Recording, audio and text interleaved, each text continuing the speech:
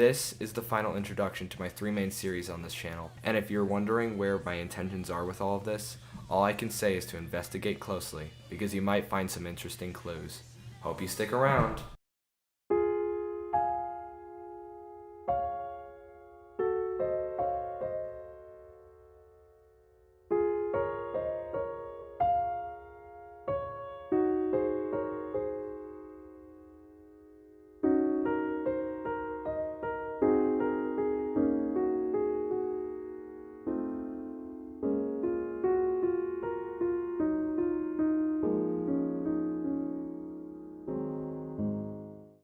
Danganronpa Is a series I cannot help but love. I've already sung my praises for its first entry, but, in truth, I've loved each entry in the series. A series that gave me a tastier glimpse of the ideas and emotions fiction can create, and the experiences that come as a result.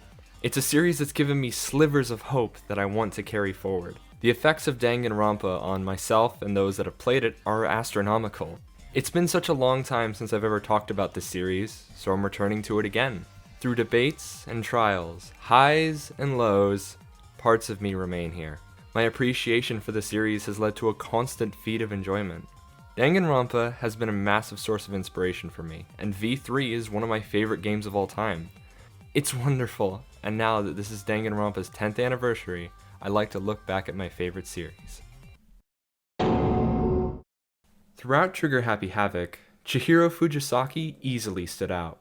In the beginning, he tried to cover up his weakness by donning a female appearance, but as his cover was going to be blown, he knew he had to act. As he tried to get stronger, he was killed out of jealousy. This is one of the more relatable struggles, reflecting on some fans of the series. While pushed to an extreme measure, this lack of masculinity resonated. It's a crazy comparison of some buff guy against someone sort of weak, and the weak guy found comfort in their digital world. I fell off exercise after being diagnosed with heart issues, and it felt like I just couldn't exercise the way I wanted to, so I can understand that retreat. Maybe it's just me, but I want to change that sometime. Anyways, Chihiro's drive to fix the situation is inspiring, but short-lived. This desire to change, to be stronger, felt hopeless in the end. It's a grim idea that only really works in the series. Progress and change are rather meaningless, because someone could just end you right then and there, erasing your momentum. It's a murder on not only the character, but their arc as well. Regardless, Mondo seemed to be the toughest student, but ended up as the weakest character of Hope's Peak. Troubled by his guilt and secrets, he just wished he could change and fill the hole left by grief. He wasn't able to move forward, and when someone could, he just felt pain. Wishing to be as strong as Chihiro, Mondo let his insecurities rage through his better judgment to try and end the pain. However, Chihiro continued to be a symbol of progress in the story. His ultimate status propelled him forward as one of the core characters in the game. He carried on as alter ego, and this starts to raise some interesting questions. Should an AI be considered a friend? If so, what value does it have? In Chapter 3, the AI drives Hifumi and Kiyotaka into different states. Hifumi, the otaku he is, found this Chihiro to be his best fantasy, and he became somewhat obsessed with the computer. It felt like he had a true connection with a person, which made it easy for him to be manipulated by Celeste. It's a perfect escapist fantasy, one that filled in for the lackluster life that he had. Yamada was filled with wishful thinking that can delude someone out of their life and become lost in what may or may not be a lie. Ishimaru, on the other hand, saw alter ego as a medium to the friend he thought was gone forever, and this propelled him to become something outside of himself, transforming into this weird Super Saiyan ripoff, obsessed with trying to keep Mondo alive as a part of him. But just like Hifumi, he couldn't go on without using the computer, and it got him killed. A dead person alive is a good dream to have, but he eventually woke up to his grim reality, how he'd join Mondo in death. After this chapter, alter ego became a reliance for the main cast, as the only way to understand the outside world. And Junko knew this, as she destroyed the digital hope, only for it to be connected to the school system. With that, ego saved Makoto from death, and propelled the player into the final trial. The ending of Danganronpa Trigger Happy Havoc is when my love for the series was fully realized. The outside world is terrifying to face after high school, but frankly, that's not how you should approach this new life. It's a boldness to step forward, hopeful, and ready to take on the messiness and chaos of the world.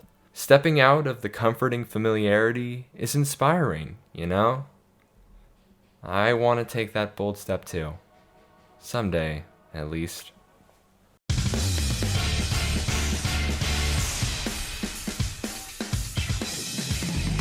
To see this game through and through, I checked out the free times, getting a sense of the characters and their own goals, even though the game may have dealt them a bad hand. The idea of the peaceful, potentially growth-filled school life being ripped away into a killing game gave me a desire to rebuild the hope that was once there. In that process, I had done what I set out to. One picture said it all, and I took some action to bring it into the brightest light. I took that sliver of hope and turned it into something bigger. Mondo planned his way towards his future and opened up to how he felt about moving on from his biker gang. Leon managed to mix his short-term career of baseball with his dream of being a musical superstar. And Chihiro decided to seek out Mondo to become stronger. I just wanted to form a bond with these characters, as stupid as that may sound.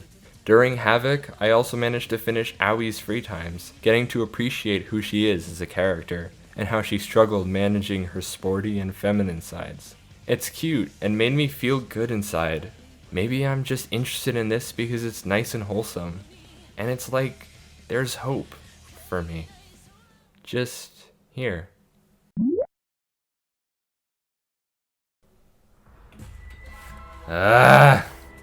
He doesn't get it, does he? Frankly, it's pointless. Maybe he'll learn soon enough and figure out what's going on. It's painful to witness this. For now, I guess I'll just have to wait and see. Oh? I'm sorry. My identity may be confusing. This is probably a bit off-putting, I get that. It's not every day you find a double like this. It's weird, but hey, certain things can happen in this crazy world. When you talk to yourself, pretend you're eating and chew with your mouth closed. Oh, shut the fuck up!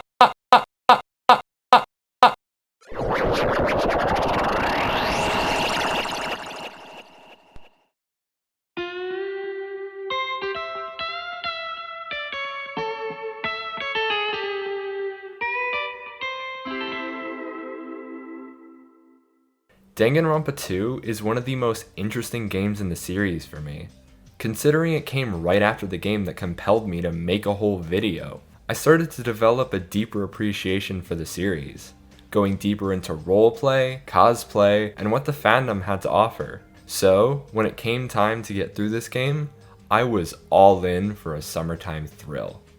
Here, some of my favorite characters got introduced, such as Mahiru, Nagito, Nekomaru, Sonya, Fuyuhiko. What? I could have never seen that one coming! And Hajime. Some may ask, hey, why isn't your girlfriend one of your favorites? And to that I say, what does it matter anyway? Love is dead, and so is Peko. Danganronpa 2 hit different, with a more manic and over-the-top tone, with a bunch more anime thrown in for good measure. While the first half of the game is serviceable and generally alright, the second half of this game is where I began to love what the series could offer, with creative, expertly implemented motives and themes to explore throughout. Do ultimate robots dream of electric clockwork is the moment where the game became its own beast, even with the shackles of the past laid out. Byakuya's shift got called out, with how much fatter he became from the first to the second killing game. Ironically, he was murdered by the chef, someone who was able to supply food to the group, and this idea got flipped on its head 3 chapters later. The comfort of food and abundance is stripped from the player, and with that, the truths and realities start to weave their way into the narrative. Without this chapter, Nagito would have never realized the truth about Hope's Peak, and the despair that came with it. The truth came to the surface, only out of neglect of the happy island life from the first half of the game. While it's not exactly fair to say that starvation is a good way forward, it's a striking contrast to how the chapters have been playing out leading up to this one. Nekomaru passed, and the reasons behind the coach's death are much more intricate than just starvation. This hunger motive was the best opportunity to shine a light on one of the most misunderstood characters. Gundam couldn't stand how the rest of the group was acting, at all. He despised how everyone was just willing to give up on their lives, and it caused him to act, willing to sacrifice his own life and well-being so everyone stopped their hopelessness. That message, that idea of not giving up, has resonated with me ever since, and it cemented this chapter as one of my favorites.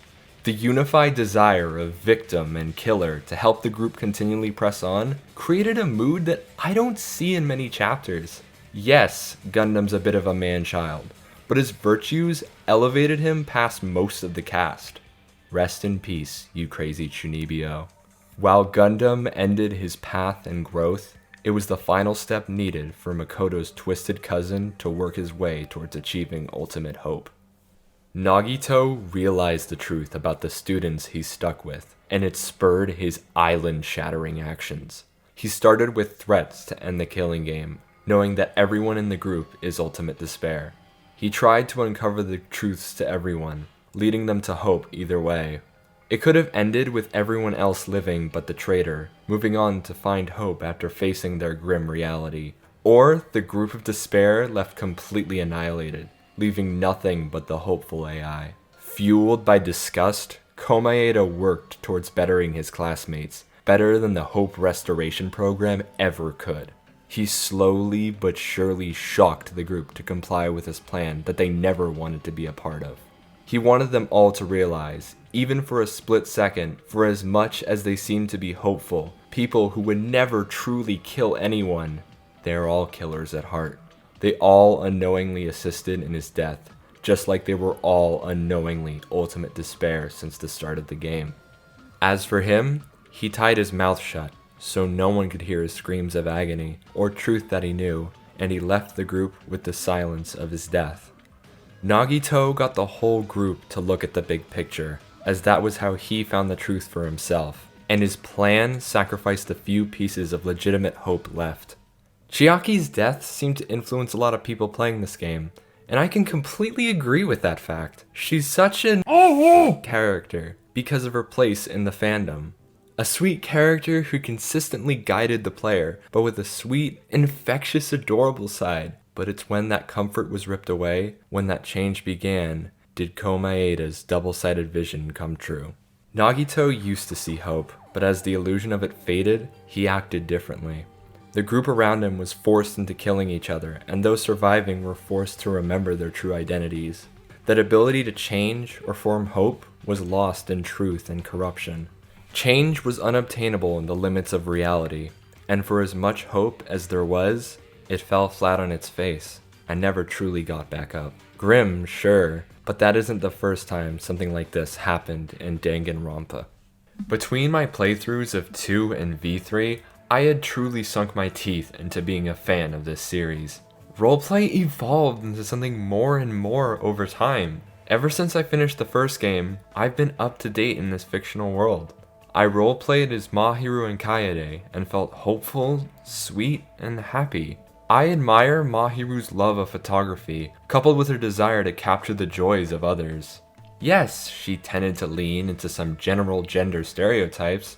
I find that she just tried to bring out certain good traits inherent in people. And then, there's the big relationship formed between the lemon and the blueberry, Kayamugi. While going through it for a friend, this love genuinely became a huge part of me. Building any sort of romantic relationship meant a lot to me, and that passion is what made the connection grow and evolve beautifully. These two exist to balance each other out, and I've never sunk more time into something like this. Kaede, representing my musical past, and Tsumugi, representing my past as an otaku, just clicked in my mind. This showed both sides of who I used to be, and that past worked together in perfect harmony. Now, hang on. Isn't love dead and all? There's no way love between two PNGs can exist. You know, why even question what fiction can do for you? It's so great. Now I can dive deep. Into our character, I mean. Danganronpa V3's plethora of bonus content is outstanding. The characters were easily the highlight. The free times and elaboration I got to experience were fantastic. Kaede Akamatsu has been a reminder of my past as a pianist. A reminder that I one day want to ignite that part of me back up again and start anew. And here, she loved Shuichi, wanting to be with him outside the academy, and became a romantic light at the end of the tunnel. Maki and Kaito were characters I saw more of and loved as a result. Maki's struggle from her dark past and Kaito's blatant optimism are both infectious. Regardless of her past, Maki's dates began to show more of her inner beauty. She wanted Shuichi to be someone who can manage the complications of an assassin. It mattered to her for Shuichi to be that man and grow his ability as a detective so he can save her from her prison of an occupation. But why exactly am I talking about them and not my favorite game they came from? Well, I want to see them one more time before everyone is ripped away from me. V3 is a lot of things, but if I had to pin down what it did for me, it would probably be the final reminder I'll ever need for why I love this series. Its beginning and end perfectly capture why I love Danganronpa.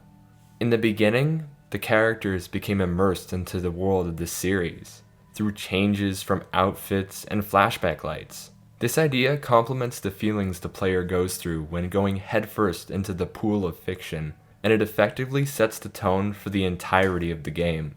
The flashback light came in to make the story interesting, with twists and turns to make this feel like the most grown-up in the Danganronpa series.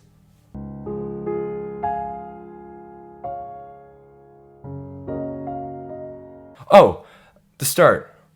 Right, Kaede is a piano prodigy who was able to participate in the next killing game. Her initial attempt of escape doesn't bode well, but Kaede is the glue to most of the class. She was a friendly, energetic person consistent with light and just wanted to end the killing game.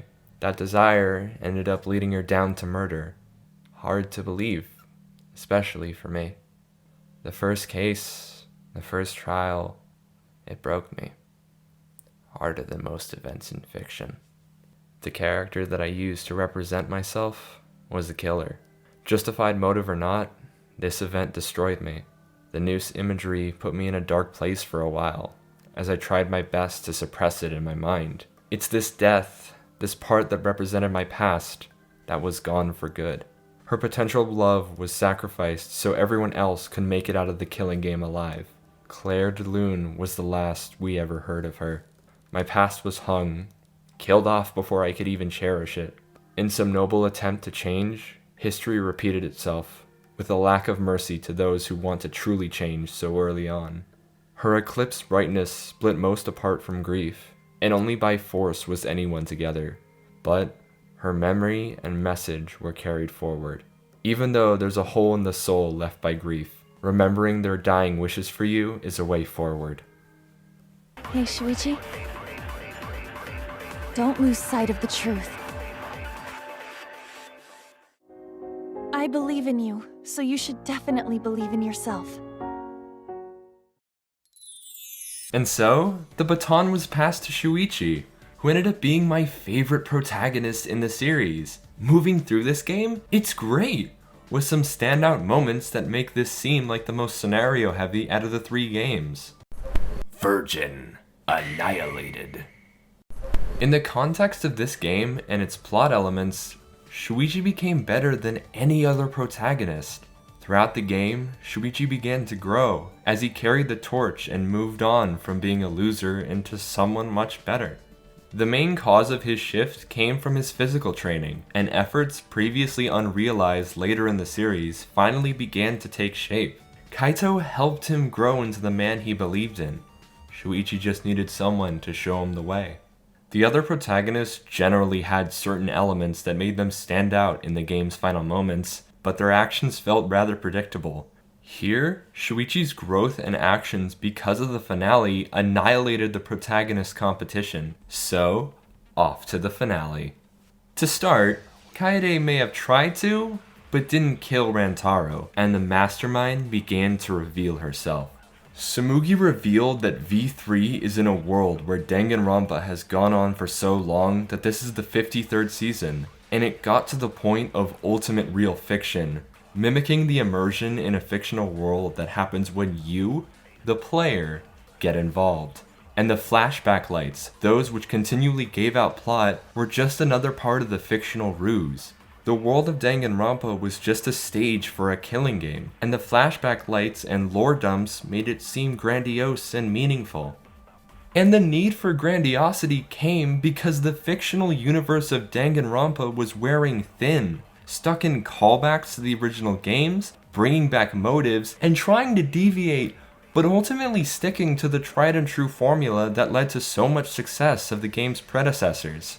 This is Danganronpa's final hurrah, paying tribute to those who have continued with this series. This fiction has been such a big part of my life, and seeing that it must end at some point hit me hard, in a way I didn't expect. After the ending of Danganronpa 2 and its desire to claim your future, I felt inspired. But here I was again, playing another Danganronpa game to try and feel some sense of inspiration for my life. Did I need to go through another one? How many times would I have to repeat playing potential new games over and over again until I would truly be satisfied?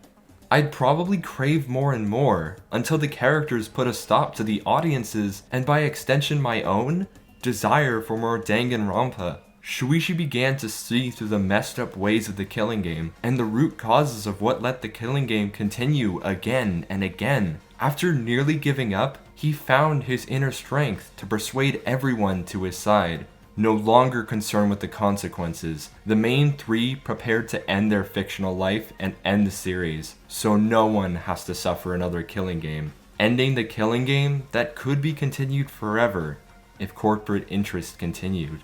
While this came across as an attack on the series, I couldn't have thought of a better ending. To go against what an audience or group may want out of you, to act on your terms, and fight for what you believe is right, even if it may not align with popular demand. It's all amazingly inspiring, and the last thing I'd need to get from this series. The sacrifice of free will into fictional characters is flipped, and the agency is given right back to the player, as you are a real person, immersed in this world, able to go against the grain of what the narrative has planned out for you. This ending presented a case for moving forward, saying goodbye to a series that I and many other people enjoy.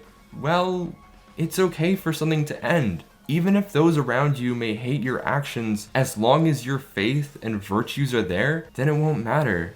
This idea and its magnitude are practically unparalleled in comparison to any other trial in the series. The choice to leave both main facets that started the series created an ending that ended Danganronpa.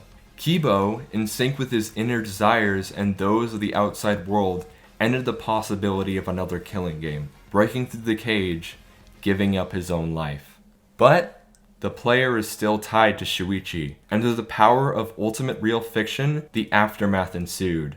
Not everyone died, just 3 survivors, rebelling against the new killing game expectation that only 2 can remain. And for once, the crew, similar to the first game, are ready to face the outside world, given by Kibo's sacrifice. Not the outside world of their fiction, not the despair-ridden Junko and Ashima world, but our world, transcending themselves past the 4th wall, and leaving an amazing ending to end an amazing series.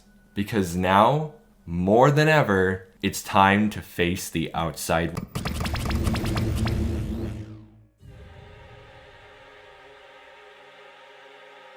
What is this? It's all that I kept consuming, isn't it? Why am I seeing this? I love this series, right? Wait. Oh god, I've dug myself into this, haven't I? Yeah, there will be no more killing. So let's all just stay here together. There's no reason to go outside. Let's stay here together. Won't you stay here together? Let's all stay together. I want to stay here with you. Together, we're gonna end Danganronpa! The whole point of something I appreciate is to move forward, but to sit here in comfort and abundance is an insult to that respect.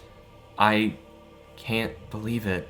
I was hooked to this fiction, and the escapism it brought me, so oblivious and uninterested in the world I lived in. Instead of working on this channel, I'd turn to this place. And god damn it, what have I done? I've just put on fictional masks and hoped things would be okay. What was I even doing this for? Everyone else? And what good has that done for me? When I scheduled all this escapism to conflict with my reality, perpetuating my disconnect from real, lasting bonds. When I just sit around for hours, consuming anything these pits of fandom have to offer. All of the time and motivation, I guided it all towards this void. Truth is, I've let myself ignore the point and just continued to be in this beautiful lie. This crutch didn't let me grow. It just let me continue and sit here for such a long time. I can't keep living like this, you know? And it's like there's hope for me. Just here. Oh, shut the fuck up. Why? I love this series, but hate how I showed that love. What's the matter? Well, it feels like I'm in the wrong. This series was one of my biggest and proudest moments on the internet, and yet, it made me scared. Scared of myself. I just wanted to make everyone happy. In doing so, I muffled my inner voice. Maybe that's why I could relate to Shuichi's struggle. Maybe we should think it over one more time. There's no way he'd do such a thing. Frankly, anyone can enjoy this series for their specific reasons, but my reasoning is simple. This obsession of mine negates what I loved in the first place. It's a constant invitation to just be complacent. I've been gone for so long, and I came to this obsession for comfort, almost refusing to go out of it. Or when I did, I received negative outcries, pushing me back here. Does that mean? Okay, fine. There are some sacrifices worth making in this world, but the ones I made to be here ultimately amounted to nothing. Nothing said, and nothing accomplished. Romantic wish fulfillment isn't what these stories ever laid out, but there I was.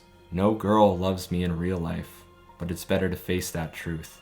Even besides roleplay, there was all the Danganronpa content that I just consumed ad nauseum. It seemed endless, never ending, because the more I consumed it, the more it consumed me. So now, I want to end my attachment to this series. Maybe, sure, I can't change what I've done in the past, but moving forward, I don't want any more Danganronpa in my life, because my future is brighter than this. I don't like the thought of that. So easily? Is this really? You know, a wedding sounds amazing, if it were real. If two people love each other, but you refuse to leave this fantasy, to the extent of dying in it as well. Everyone else wanted this killing game to end, and to face the real world. Except you. I can't believe I said some of the stupidest things with you, defending how I sank here, fictionally proposing my love to you. How pathetic even is that? I know what I have to do now, and it starts by leaving here. By doing this void, obsession, hole, whatever you want to call it, can end. And I'm the only one who can do it. Goodbye, Tsumugi.